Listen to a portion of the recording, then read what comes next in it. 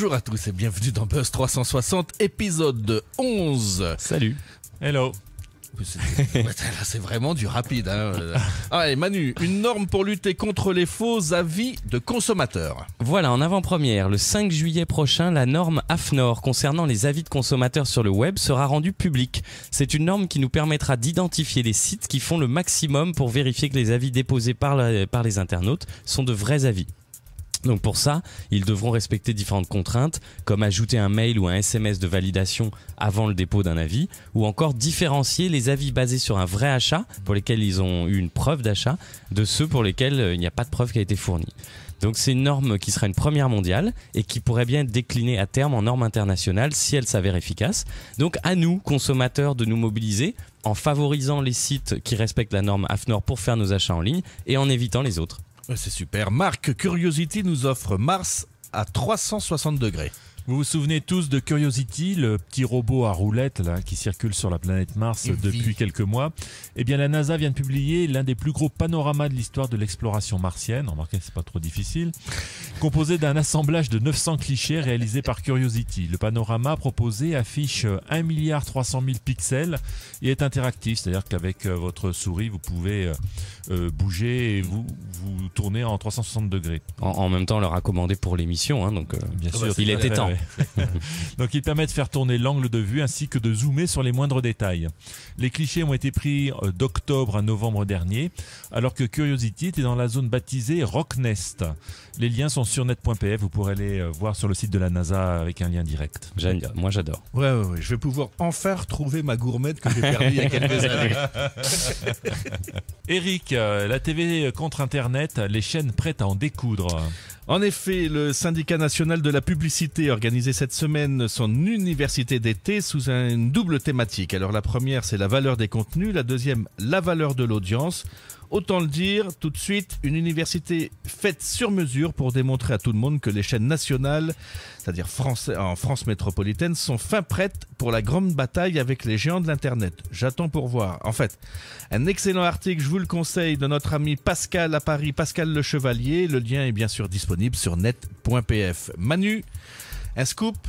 Oui, sur Facebook, vous allez pouvoir commenter avec des images. Tenez-vous prêts puisque cette fonctionnalité est déjà sortie depuis 24 heures sur certains comptes et elle ne devrait plus tarder à arriver sur le vôtre.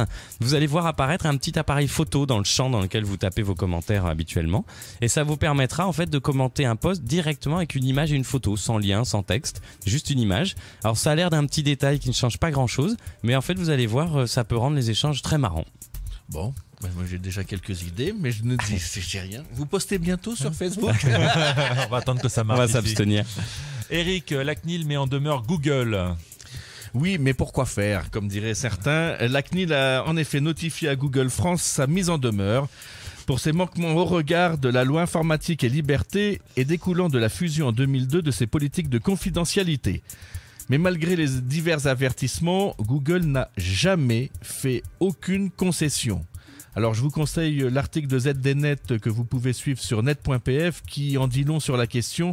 Et je répète encore une fois, mais pourquoi faire ? Moi je trouve que ça prouve que la CNIL a de l'humour. C'est vrai. Alors, on retourne sur Facebook avec Marco pour le partage de vidéos avec Instagram. L'application mobile Instagram offre désormais la possibilité d'enregistrer et de partager des vidéos d'une durée maximale de 15 secondes avec des filtres, en plus de capturer des photos. Cette nouveauté Instagram est largement inspirée de l'app Vine, qui fait fureur aux États-Unis en permettant d'envoyer des messages vidéo de 6 secondes. Nul doute que cette annonce va permettre à Facebook de se remettre dans la course sur le créneau du message vidéo partagé.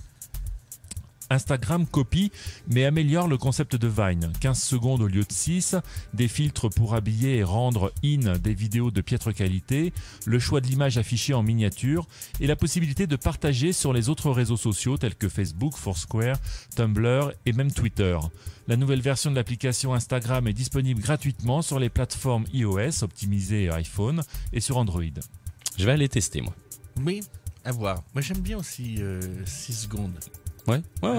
Vous en avez fait déjà des petits 6 secondes ? Ouais, c'est marrant en fait. On a l'impression qu'on peut rien faire, puis finalement, en regardant ceux qui ont déjà eu de bonnes idées, c'est amusant. C'est amusant. Bon, on va essayer d'en faire une pour Buzz 360. D'accord. Ça peut être drôle. Puis on le dira à tous nos amis. Attention, il est là, il est prêt. C'est le focus de Les Manu.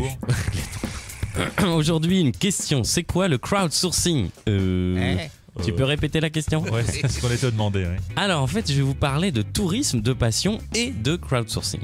Alors pourquoi de passion? Tout simplement parce que c'est devenu l'un des principaux moteurs du web social. On like, on partage, on s'engage autour de nos centres d'intérêt et de nos passions.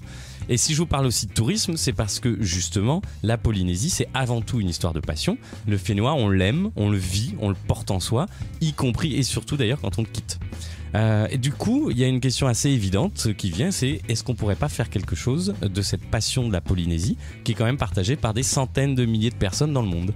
Évidemment, la réponse c'est que oui, on peut en faire plein de choses. On peut mobiliser tous ces passionnés pour qu'ils nous aident à faire aimer et à faire découvrir la Polynésie. Alors ça s'appelle tout simplement le crowdsourcing, puisque crowd en anglais c'est la foule, donc ça revient à mobiliser les foules et à leur demander à ces passionnés d'agir autour de la découverte de la culture polynésienne. Et évidemment, ils ne nous ont pas attendus. Ils partagent déjà leurs photos, leurs vidéos, ils créent des blogs. Certains animent déjà des pages Facebook dédiées à Tahiti. Ils organisent même des événements à l'étranger. Et j'en passe. Tout ça uniquement par passion et bénévolement. Donc la bonne nouvelle, c'est que la Polynésie a déjà fait un pas dans cette direction en lançant un guide de voyage participatif dont on a parlé ici, auquel on peut tous contribuer tous les jours. Et aujourd'hui, le journal du net nous propose plein d'autres idées à explorer pour continuer à innover grâce au crowdsourcing dans le domaine du tourisme. Alors souhaitons que la Polynésie continue dans cette voie car elle dispose d'un véritable trésor et il est caché dans le cœur de ceux qui l'aiment. C'est beau. Et il y a plein de liens sur net.pf. Oui, c'est Exactement. clair. C'est déjà fini. Oui. Bah alors Buzz 360, ça revient la semaine prochaine. Ça sera peut-être la dernière de la saison parce qu'après on part en vacances. Hein, Eh bah oui, on part en vacances. Ouais. On s'envole. Il faudra garder le buzz ouvert quand même. Ah bah c'est clair. Mais on reviendra après avec de belles bonnes choses. Je vous souhaite à tous une bonne semaine. Ciao. À buzzer sans modération.